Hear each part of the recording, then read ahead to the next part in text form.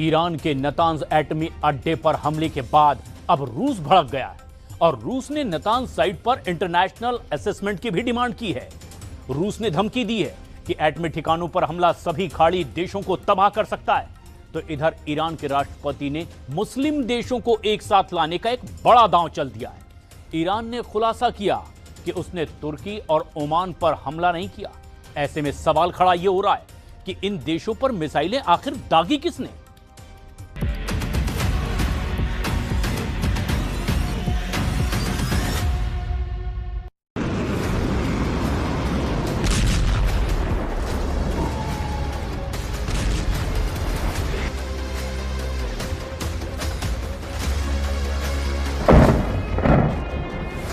Iran का Natanz एटमी अड्डा फिर अमेरिका इजराइल के टारगेट पर आ गया है। ईरान की तस्नीम न्यूज एजेंसी की रिपोर्ट के मुताबिक परमाणु अड्डे पर बमबारी से भारी नुकसान पहुंचा है। हमले के बाद नतांज साइट की तस्वीर ऐसी है जिसमें बैकअप टरबाइन जनरेटर तबाह हुए देखे जा सकते हैं। पावर सप्लाई की सपोर्ट बिल्डिंग भी बमबारी में झुलस गई है। अमेरिका इजराइल के हमले में नतांज साइट का इलेक्ट्रिकल सबस्टेशन जलकर राख हो गया है। जंगी जेट से ड्रॉप किए गए बमों ने नतांज अड्डे के पायलट फ्यूल प्लांट को भी बर्बाद कर डाला है।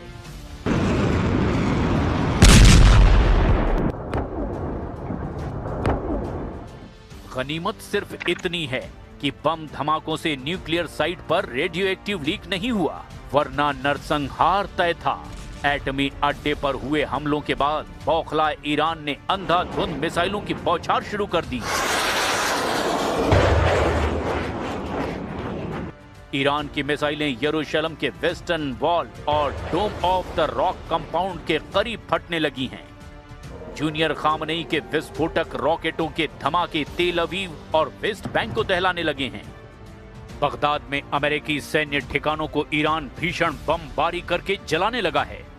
ईरान के हमलों के डर से नेटो सेना इराक से उल्टे पांव भागने लगी है। 8 साल से इराक में तैनात नेटो फोर्स युद्ध के बीच में ही अमेरिका को छोड़कर भाग खड़ी हुई है। नेटो फोर्स के टॉप कमांडर जनरल एलेक्सिस ग्रिनकविच ने जानकारी दी कि इराक से नेटो के मिशन से जुड़े सैकड़ों कर्मचारियों को यूरोपीय देशों में भेजा गया है। उत्तरी इराक में ब्रिटेन, फ्रांस और इटली के सैन्य ठिकानों पर सिलसिलेवार हमलों के बाद ये कदम उठाया गया। इराक से वापस लौटे नेटो कर्मचारी अब इटली के नेपल्स में नेटो के मुख्यालय में एक्टिव होंगे। नेटो फोर्स के इन्हीं फैसलों पर ट्रंप भड़के हुए हैं।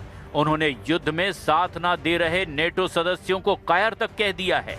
हालांकि इसके बाद भी किसी नेटो देश ने युद्ध का रिस्क लेना सही नहीं समझा, जिसके बाद ट्रंप ने फिर से हॉर्मुज में नेटो से मदद मांगी है। हॉर्मुज में अमेरिका की मुश्किलें बढ़ने के बाद ब्रिटेन ने बड़ा कदम उठाया है।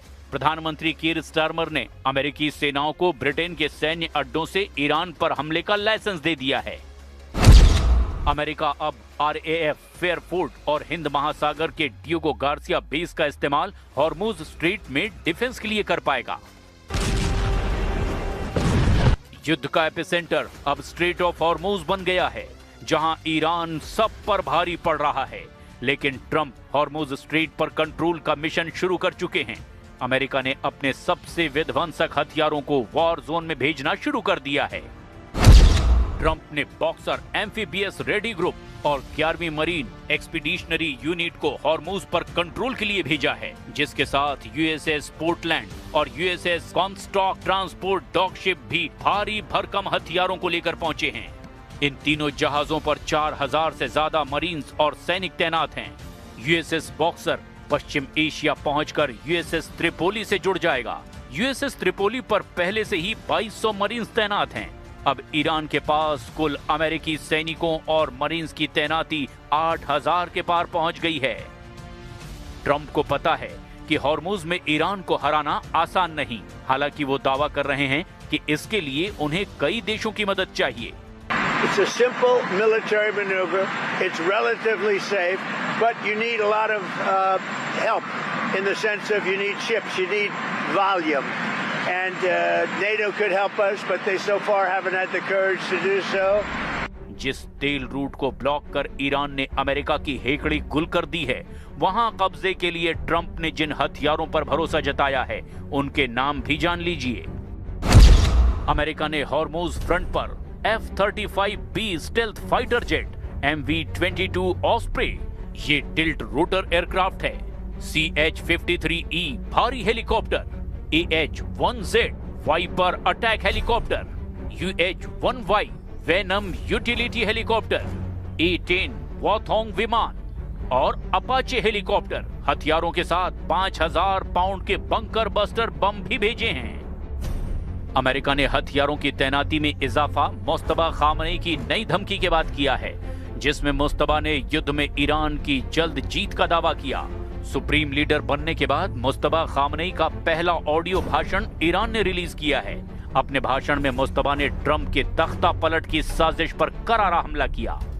جنگ دوم کودتای دی ماه بود که آمریکا و نظام صهیونی به تصور اینکه مردم ایران در اثر مشکلات اقتصادی تحمیل شده نظر دشمن را عملی می‌نمایند، با استفاده از مزدوران خود فجایع بیشماری را رقم زدند.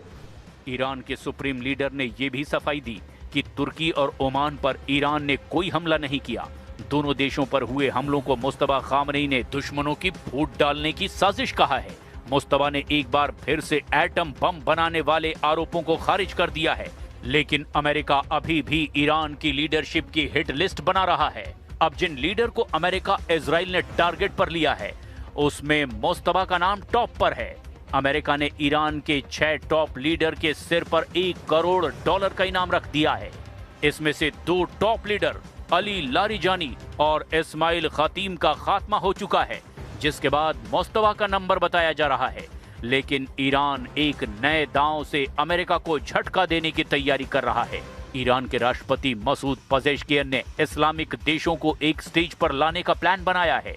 पजेश्कियन ने इस्लामिक असेंबली का आइडिया दिया है, जिसके बनने के बाद सभी मुस्लिम देश युद्ध में एकजुट होकर दुश्मन से मुकाबला करेंगे। بشوریم از بین ببریم و با وحدت و انسجام برای سربلندی ایران تلاش کنیم. عزیزان همسایه ما که در دور ایران حلقه زدید. इधर ट्रंप आर्मी की कोशिश है जल्द से जल्द जंग को खत्म करने की। अमेरिका इजराइल ने पहले ही फेज के हमलों में ईरान के एयर डिफेंस, उसके कमांड और कंट्रोल को खत्म कर दिया। पहले राउंड में ईरान के मिसाइल और ड्रोन लॉन्च इंफ्रास्ट्रक्चर को कमजोर कर दिया गया। अमेरिका और इजराइल के हमलों का दूसरा फेज अभी चल रहा है। ये ईरान के डिफेंस इंडस्ट्रियल बेस को टारगेट कर रहा है। इसमें missile production facility, dual use research centre और अंडरग्राउंड कॉम्प्लेक्स टारगेट किए जा रहे हैं।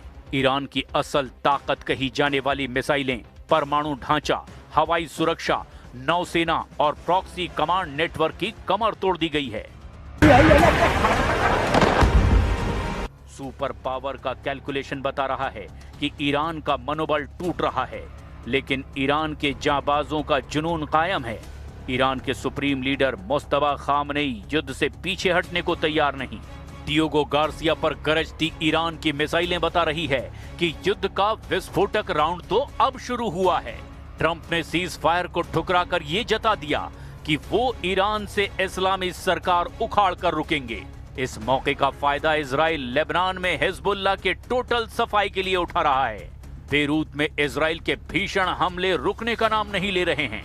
लेबनान में जगह जगह पर, चाहे बेरोत हो, दहाया हो, सैदोन हो, नबाती हो, बीका वैली हो या बाकी एरियाज, वहां पे लगातार टारगेट किया जा रहा है। मैं दिखाने की कोशिश करूंगा कि उस पार क्या हुआ है, क्योंकि न्यूज़ 18 इंडिया की टीम है उस जगह पर जहां से पूरा लेबनान दिखता है। ये आखिरी लाइन है इसराइल के साइड से लेबनान इसराइल बॉर्डर की। तो आप देखिए कि उस पार के हालात क्या हैं।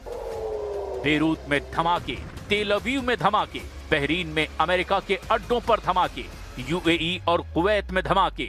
ये बारूदी शोर कब थमेगा कोई नहीं जानता, लेकिन ज्यादा देर हुई तो दुनिया इसकी भारी कीमत चुकाएगी।